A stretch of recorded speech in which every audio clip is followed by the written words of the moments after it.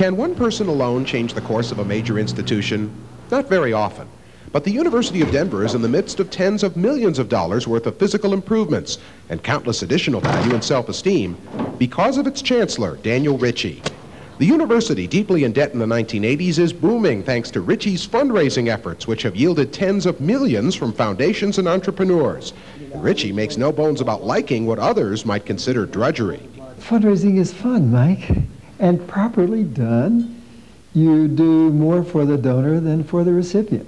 Ritchie not only believes what he says, he backs belief with action, donating $15 million of his own money to the cause. Ritchie was brought to DU in 1988 for the business savvy that led him to the top of 2 private companies.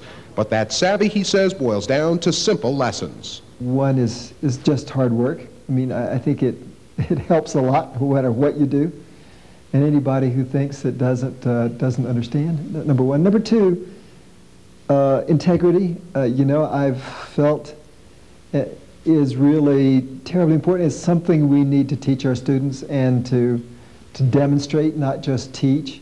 DU's business school is nationally famous for its ethics and business curriculum, and the school is aiming for greatness in other areas with a master plan that is constantly being revised and expanded with a passion for the future inspired by the man at the top. Whereas in business, if you fail, it's only money.